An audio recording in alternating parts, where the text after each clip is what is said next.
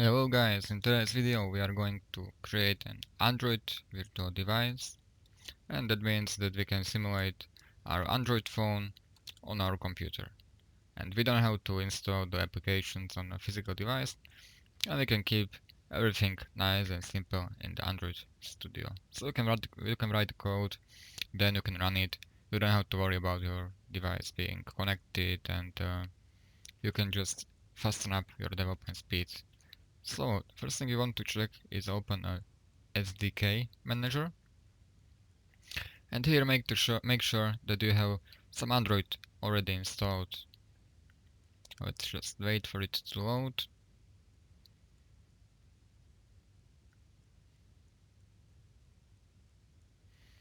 And here you can see that I have Android version 12, 11, 7 and 5.1 installed. So just pick the version you want to develop for. I would recommend you to develop for the latest versions and install it by clicking on the tick button and apply. Now head over to SDK Tools and make sure the Android emulator is ticked as well. If not, click on it and click on Apply. And now we will go to the Device Manager. So click on Device Manager. I already have two devices installed and created on my computer. If you don't have any, just click on Create Device. And now select device from the list that you want to create. I will go, for example, with Pixel 4 XL. Now click on the next button, and here you have to select the Android version you want your device to run on. I'm gonna go with Android version 12. Click on the next button, and there are some more settings which you can also change later in the Advanced tab. And here, for example, you can simulate camera. You can make the front camera of your device to use your webcam on your laptop, for example, or you can just click on the emulated and there will be some pictures shown when you open the camera app. For the back, it's the same. You can select one of the options, like virtual scene is like a 3D room you can move around and simulate the camera movement. Then there is very useful tab that is network, and you can simulate like a slow connection. For example, if you want to implement some notification in your application, like a banner that tells the user that the internet is not available.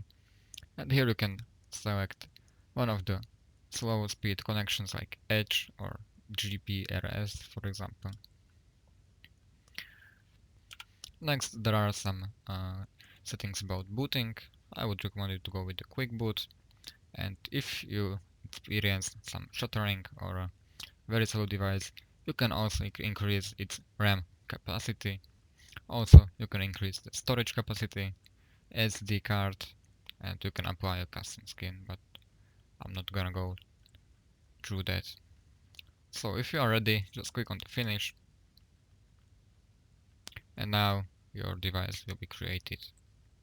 I'm gonna close the Pixel 5 virtual device I have running, and I'm gonna open the Pixel 4 device.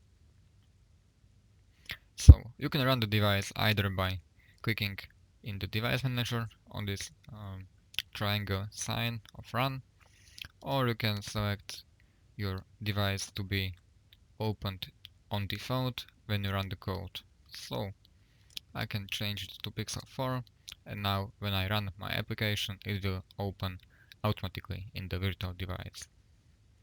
So let's run the virtual device by clicking on the run launch sign. Now the device is gonna start. It was some warning because I clicked twice.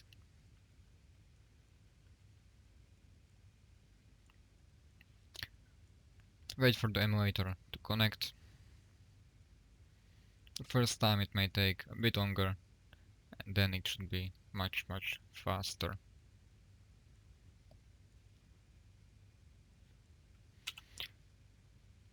So my device has already started.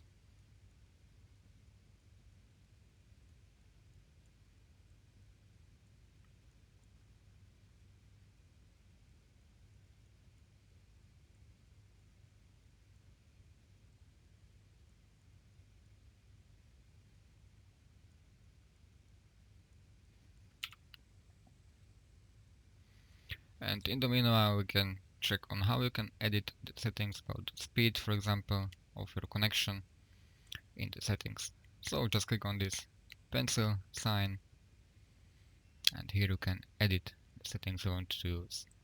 If you change these settings, you have to rerun the device, so you have to close it and open it again to apply these changes. So in the advanced tab, you can change the speed, as I mentioned before, and other settings as well. Now the device is running, and if I want to run the code, I just click on this triangle sign,